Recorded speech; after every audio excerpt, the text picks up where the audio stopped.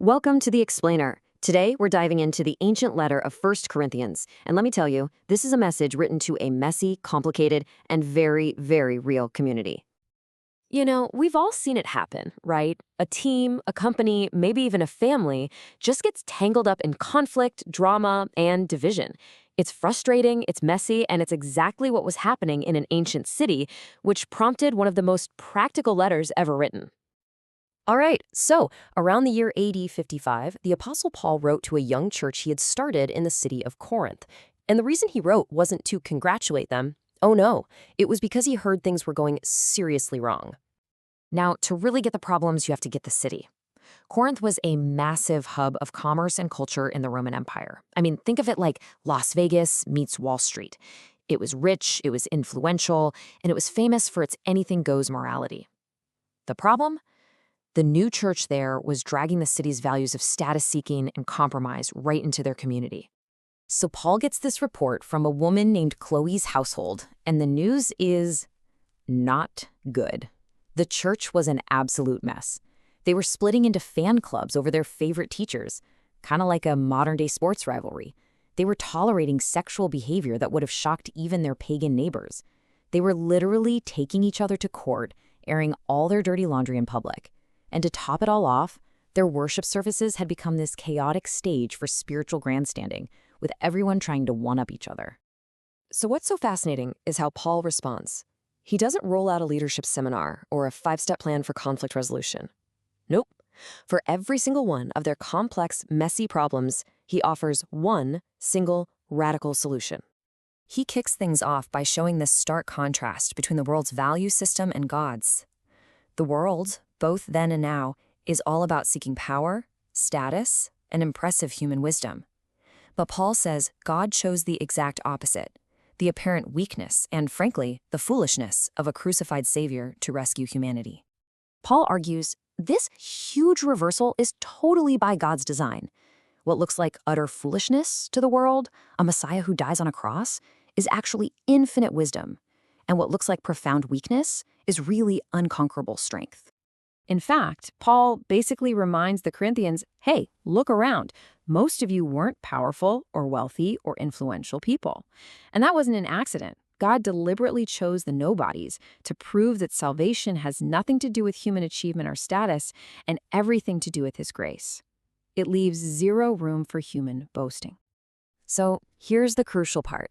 How does this one solution, the news of a crucified and risen king, actually fix all the real-life, messy problems in this church? Well, let's see how it plays out in practice. Okay, first up, that celebrity pastor culture. They were dividing up into these little factions, picking their favorite teachers like they were picking sports teams.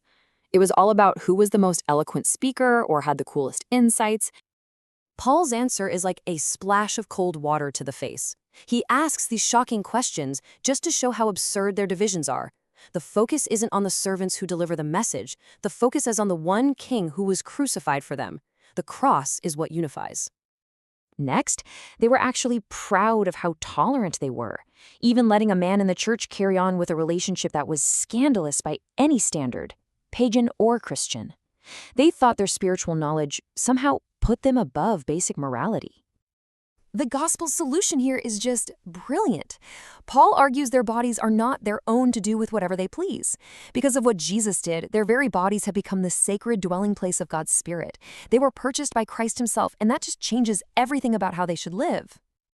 So their worship had also just spun out of control. It had become a competition, with people using their spiritual gifts not to build up the community, but to prove who was the most spiritual.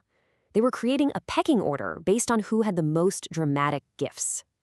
In response, Paul writes what is probably the most famous chapter on love ever written. He argues that without love as the driving motivation, even the most spectacular spiritual gifts are completely worthless, just annoying, empty noise.